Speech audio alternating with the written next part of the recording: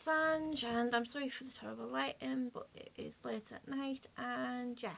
Um, so, I have just read about the whole JK Rowling mess, and then decided to head deep into her statement that she released after the whole transphobic mess, and I have thoughts, and yeah. I even did research to see if my thoughts were correct, and well, let's go through them, shall we? Because, oh my god, what a mess. Okay, so, I wrote notes. So if you see me with my head down, I'm looking at my notes, so I don't ramble and go into streams of consciousness, basically. So, the first thing she claims is that she started getting interested in transgender issues and this sort of thing because she was writing a detective novel. And yeah, fair enough. I can sort of see a point there because as a writer you do research and make sure that your characters are correct. Don't have a fault with that one. Okay. Then she mentioned TERFs. I'm not touching that with a badge pull other than to say online bullying is wrong in any form, and if she is genuinely getting bullied, that's not good.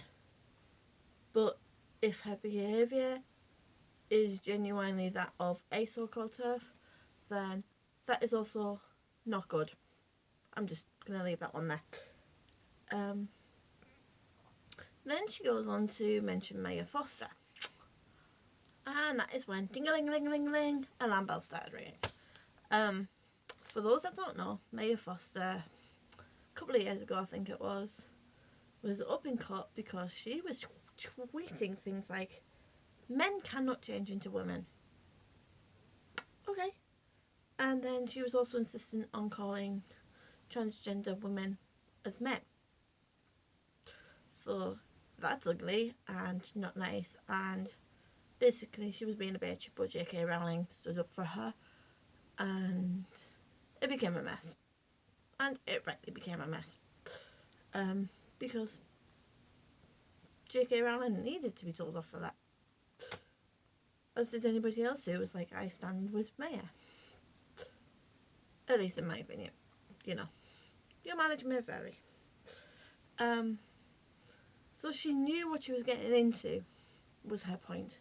And yeah, she should have been aware by coming out with these comments that she was gonna get more dogpiling and more people were going, no, what? You know, I mean, I haven't been through all of the comments and tweets that she's received because that would take forever, and basically I've got better things to do in my life, but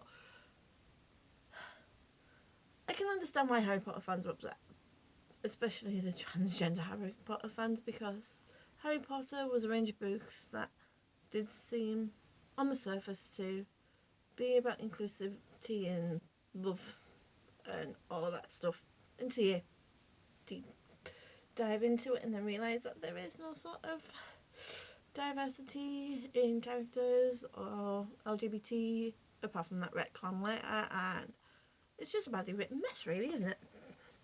Anyway, the first reason as she goes into it, I mean, fair enough, yeah, biologically men and women are different, and if she funds charity work into MS and that is a factor in MS, I can understand why she might have some concerns. I mean, she wrote it terribly, but the point is, you know, kind of fair enough. That's the only time I'm going to give her credit, by the way. Reason 2, she was a former teacher apparently, and she has issues about safeguarding and education because people are people are transitioning. I mean, like, tell me how the two commute, please. How is a transgender person a safeguarding issue? How is transgender people, like, affecting your child's education? Because the only thing I can come up with is if a child comes out at school, they may face bullying.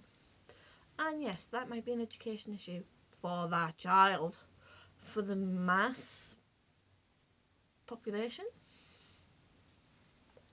it surely is like not an issue. Seriously. My brain just exploded on that one. Then she talks about detransitioning. Seriously? Okay, so I did some research.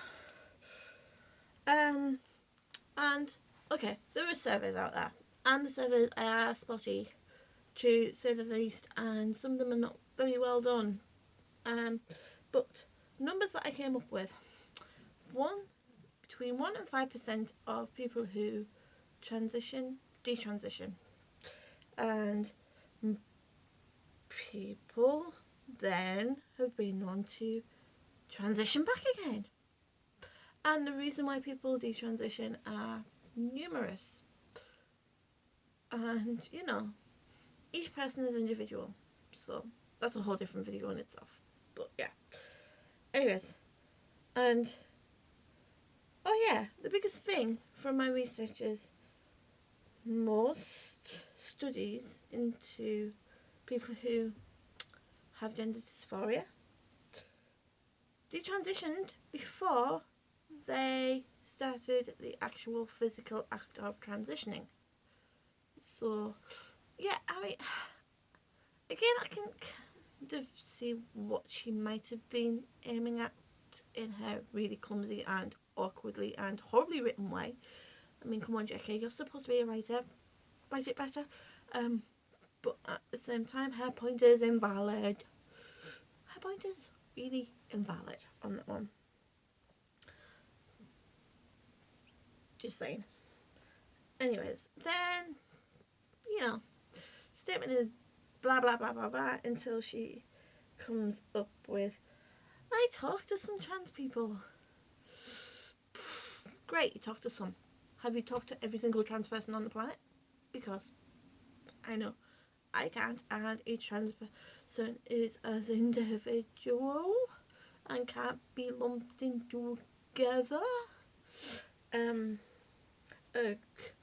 Just like talking to a couple of trans people does not represent all trans people. It's just like how people say they are not racist because they have a black friend. But yes, you know. And then she's on about like the serious thing. Okay, I feel sorry for JK Rowling if what she wrote about how feel sympathy for how like she was abused in the past and that has impacted on her. Again, my experience of sexual assault is not going to be the same as her experience of sexual assault, but for her to claim that she is now worried that not only trans people are going to be unsafe in like same-sex places, but women and young children are going to be unsafe. It's just like the whole cliched, men are going to transition so they can attack little girls in the toilet. I don't know about you, but I do not find toilets sexy. And generally female toilets have a queue, so if men really did think that they were going to do that, there's going to be at least 3 to 5 other people in that thingy that's going to be able to go, something's not quite right here, maybe we should intervene, or maybe we should like go and get help. And I don't know about you, but again, I've never really seen young children in the toilet by themselves. There's always an adult with them, so that risk factor is like very minimal. So yeah, you know, maybe it is going to be triggering for some people to see a trans person using the changing room or the toilet, but at the same time, that trans person is probably just in there to pee or try on some clothing or get changed to go on with their life, doing swimming or going to the gym or whatever. I just hate this argument about how trans people are doing the whole transition thing because they want to assault people. No, trans people are doing the transition thing because they want to feel comfortable in their own bodies and have their bodies match up with how they see themselves mentally. Just a thought. Then she took issue with like menstruators and stuff. Okay, this tweet I'm seeing that allegedly came from her about how like people who menstruate, and she's like, isn't that like women?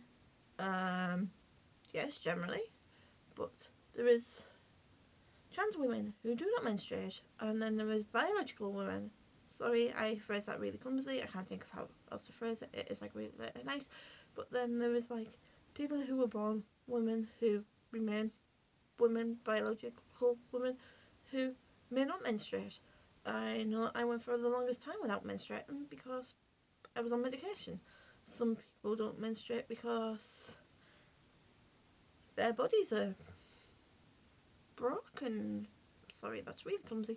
The bodies have something wrong and they're not able to. Puberty is late, or there's like genetic conditions or whatever.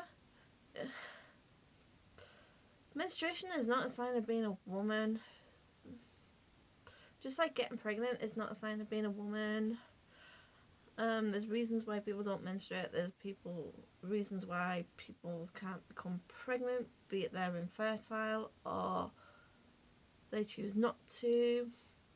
These traditional things need a kick up the arse and a rethink on how we define men and women. Okay, and the big one, the really big one, the gender recognition certificate. She made the claim that people can just assign themselves as a man or a woman and get a gender recognition certificate. Now, I know it's changing in Scotland. I don't know the details, so I'm not going to comment on that. But I just jumped onto the government website and found out this in about 30 seconds to disprove her. Gender recognition certificate. You need to have lived in your chosen gender. Sorry, chosen's probably another clumsy word. I sucked at it. It actually says acquired, but that seems wrong as well.